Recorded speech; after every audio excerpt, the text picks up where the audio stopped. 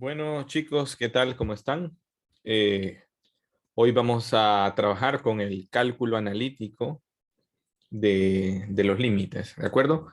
Hemos visto anteriormente un cálculo numérico de límites, donde básicamente lo que hemos hecho es apuntar, ¿de acuerdo?, hacia un valor en X, acercarnos tanto por la izquierda y por la derecha para saber cuál es el valor numérico, a qué tiende la función f de X, es decir, en el eje Y cuando nos acercamos a X mediante un valor, digamos, A.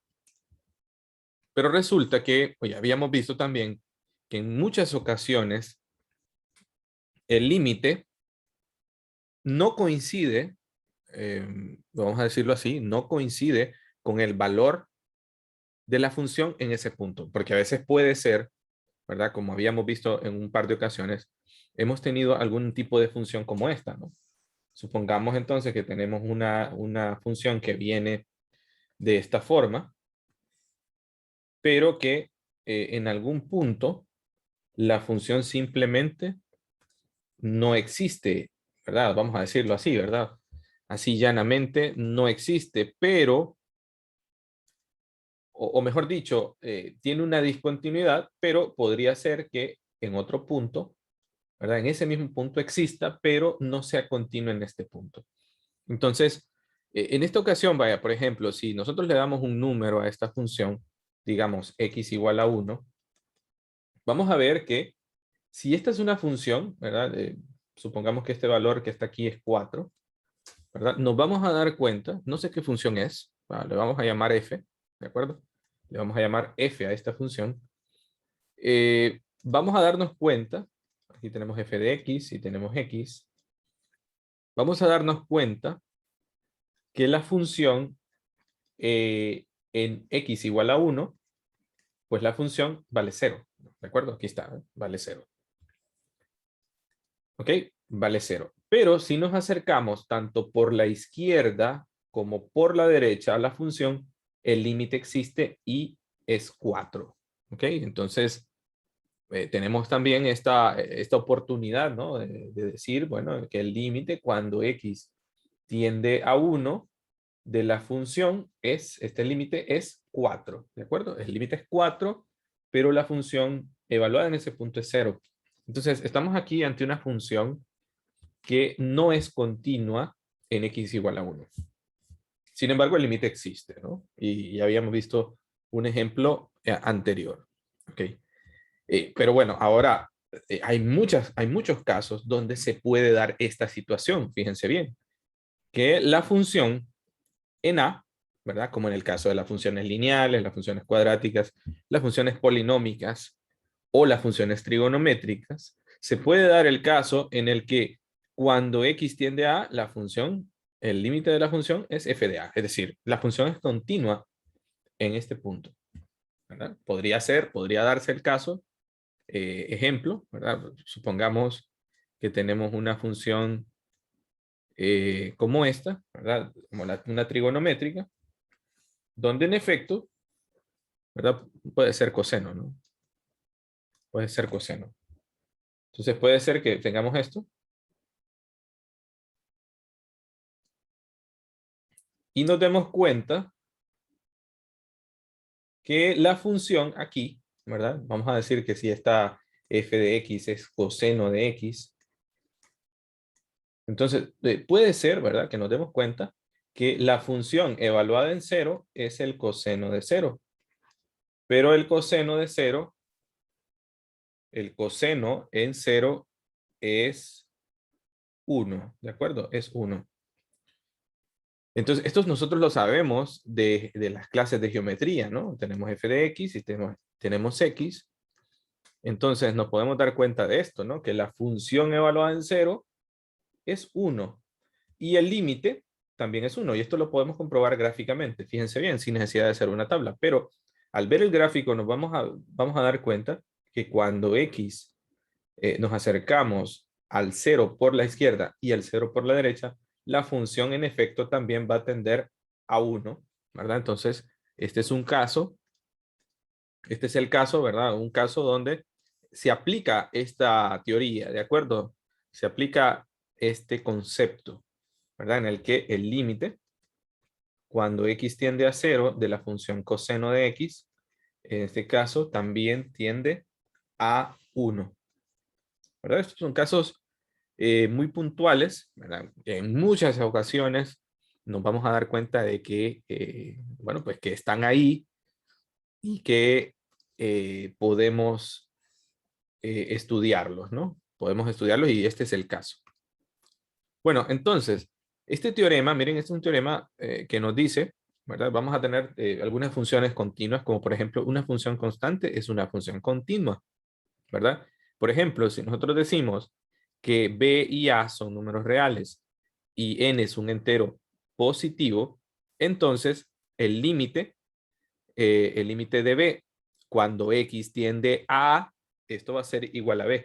Tiene sentido porque esto es una, si ustedes recuerdan, el gráfico de esta función es una línea horizontal sobre b. Pudiéramos también tener una función como la función identidad, que es x, ¿verdad? Así que el límite cuando x tiende a A de x, pues simplemente vamos a evaluar en A, ¿verdad? En lugar de x colocamos A y el límite naturalmente debe ser A. Y podemos tener cualquier otra función potencia, ya sea x cuadrado, x al cubo, x a la 4. Entonces, el límite cuando x tiende a de x a la n es simplemente a la n. Así que con este teorema nosotros podemos partir para poder evaluar límites, ¿no? Entonces, aquí viene lo fuerte, porque, bueno, esto lo podemos hacer, eh, de alguna forma lo podemos hacer casi mecánico, ¿de acuerdo? Este teorema lo podemos evaluar de una manera casi mecánica en algún momento, ¿no? Vamos a decir que si A y B son números reales, N es un entero positivo, F y G son funciones tales que los límites existen, ¿verdad? El límite de f de x es L cuando x tiende a A y el límite de g de x es K cuando x tiende a A. Entonces, esta primera propiedad, fíjense bien, nos dice que si tenemos el límite cuando x tiende a A de b por f de x, esta b la podemos sacar fuera. Recuerden que b es un número y podemos evaluar tranquilamente el límite, este límite. Pero nosotros sabemos que este límite es L, así que va a ser el producto de b por L, ¿no? Si tenemos el producto o el límite de una suma o una resta o de una resta, pues simplemente podemos separar estos límites, ¿verdad? Esta es una propiedad de linealidad, así que este límite lo podemos separar más el límite de f de x cuando x tiende a A, más menos el límite cuando x tiende a A de g de x. Así que esto va a ser igual a L más menos o K, dependiendo del caso, ¿no? Si es el producto, pues simplemente esto lo podemos evaluar como el límite, ¿verdad? De f de x por el límite de g de x y esto va a ser igual a L por K, naturalmente. Y si tenemos un cociente, entonces lo mismo, siempre y cuando este K no sea igual a 0. ¿Ok? Hay que tenerlo en cuenta. Y el caso número 5 es cuando el límite, cuando x tiende a A, o el límite de f de x elevado a la n, cuando x tiende a A, esto va a ser igual a L elevado a la n. ¿Ok? Se puede dar el caso, en muchas ocasiones se da, y no solamente cuando n es un entero positivo, como vamos a ver después, sino también cuando n sea un exponente fraccionario. ¿Ok? Y en esos casos también se puede aplicar. Bien, este conjunto de teoremas, este par de teoremas, son como la base, ¿no? Sobre la que podemos hacer cálculos más adelante. Pensemos entonces, y lo podemos aplicar en este momento, ¿de acuerdo? En este caso, vean que podemos escribir o reescribir este límite cuando x tiende a 3 de x más 3 elevado a la u medio. Así que esto, pues simplemente lo vamos a evaluar acá. Recuerden que esta es una función continua. Esta raíz es continua desde menos 3 hasta el infinito. ¿De acuerdo? Entonces, según uno de los teoremas que tenemos aquí, específicamente el 5, en la parte 5, podemos ver que esto va a ser igual a 3 más 3 elevado a la 1 medio. Es decir, esto es la raíz cuadrada de 6. Así que al evaluarlo directamente, el límite es raíz cuadrada de 6. Claro, hay que ver si esta función, bueno, esta función es raíz de 3, punto, raíz de 3 más x. Pero si fuera otro tipo especial de función, como hemos visto en algún video anterior, entonces la cosa habría que analizarla y verla desde otro punto de vista, ¿de acuerdo? Bien, en este caso podemos aplicar, ¿verdad? Y en este no lo quise hacer, pero nosotros podemos aplicar el límite de la siguiente forma, fíjense. El límite cuando x tiende a 3, de 3x, dividido sobre el límite cuando x tiende a 3 de la raíz de x más 3. Entonces, si evaluamos el límite cuando x tiende a 3 a ver, aquí lo pueden ver, sería por esta propiedad en el numerador, esto va a ser igual a 3 por 3, dividido entre, y por el ejercicio anterior podemos ver que esto es la raíz cuadrada de 3 más 3. Así que en este caso el límite sería 9 dividido entre la raíz de 6. Y ya está. Eso es todo. ¿Ok? En el siguiente caso, tenemos un pequeño problema. ¿De acuerdo? Lo podemos hacer así. Este sería el límite cuando x tiende a 3 de 3 menos x. Dividido entre el límite cuando x tiende a 3 de x al cuadrado menos 9. Pero nos vamos a dar cuenta que esto es 0 y abajo este límite es 0. Esta es una forma indeterminada, ¿ok? Pero entonces tenemos que evaluarlo de otra forma, ¿ok? Entonces lo vamos a hacer acá.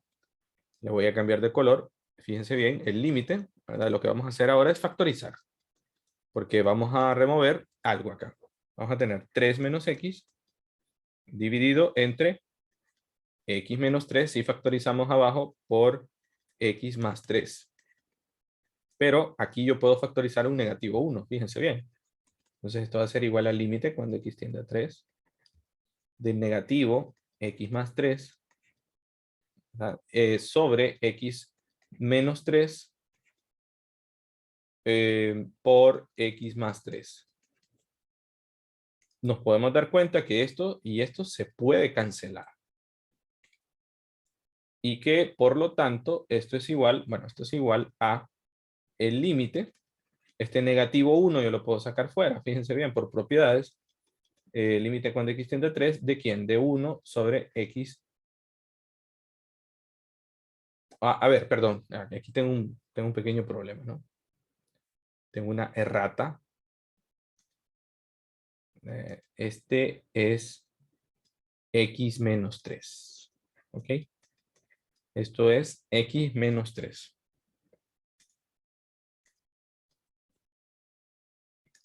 Entonces nos podemos dar cuenta que esto y esto se cancelan y nos queda negativo aquí afuera, en efecto, 1 sobre x más 3.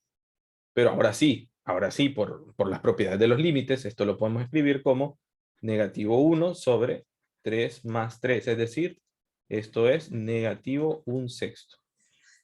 Y este sería el límite, ¿de acuerdo?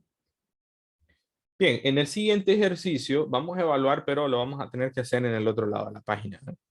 ¿Por qué? Bueno, porque esto va a ser igual al límite cuando x tiende a 3 de la raíz de x más 1 menos 2 dividido entre el límite cuando x tiende a 3 de x menos 3. Pero al evaluarlo, esto nos va a quedar raíz cuadrada de 3 más 1 menos 2 dividido entre 3 menos 3.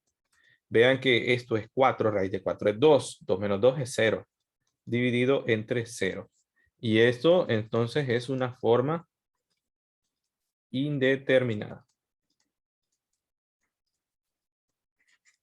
Por lo tanto, para poder calcular estos límites, pues tenemos que explicar algunas técnicas que se aprendieron en su clase de álgebra o en su clase de matemática 1, ¿verdad? Como se llame, ¿no?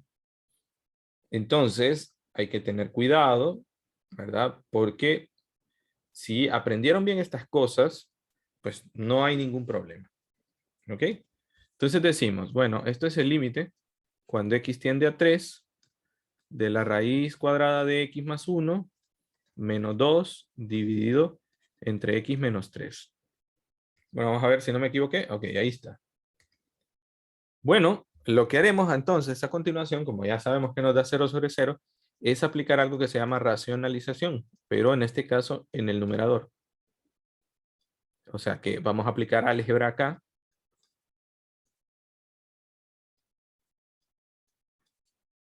Y lo vamos a hacer de la manera siguiente. Fíjense bien, vamos a multiplicarlo por el conjugado del numerador. El conjugado del numerador es este, ¿no? Este término.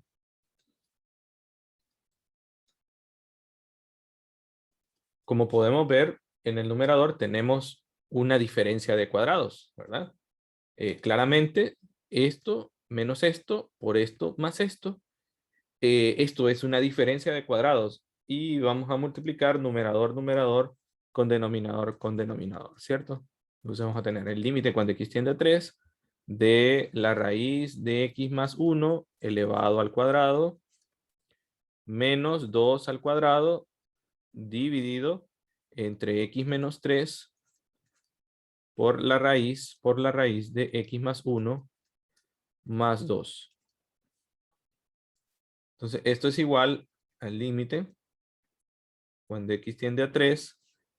En el numerador nos va a quedar x más 1. Vean que esto elimina el radical, ¿no? Menos 4 dividido entre x menos 3 por la raíz cuadrada de x más 1 más 2. ¿Ok? Entonces, ¿qué hemos hecho? Pues básicamente hemos reescrito la función, ¿de acuerdo? Al reescribir la función, entonces tenemos la posibilidad en estos casos de eliminar, vamos a decirlo así, o remover esas discontinuidades. Momentáneamente, por supuesto, ¿verdad? Entonces esto va a ser igual al límite cuando x tiende a 3 de x menos 3 dividido entre x menos 3 por la raíz cuadrada de x más 1 más 2. Entonces, en efecto, vamos a poder cancelar este término con este término, ¿vean? Y nos quedaría el límite cuando x tiende a 3 de 1 sobre la raíz cuadrada de x más 1 más 2. Entonces ahora sí, ¿verdad? El límite, aquí si aplicamos de nuevo, sería el límite cuando x tiende a 3 de 1, ¿verdad? Por el teorema número 1 que vimos, que está aquí en la primera diapositiva. Bueno, ahí está, ¿eh? ¿Lo ven? Aquí está. Entonces eso es simplemente 1, ¿cierto? Sobre el límite, cuando x tiende a 3 de la raíz de x más 1 más 2. Bueno, el límite de arriba es 1 en efecto. Y abajo, esto va a ser igual a la raíz de 3 más 1 más 2. Es decir, esto es 1 sobre 4. ¿Ok? Es un cuarto. El límite tiende entonces a un cuarto.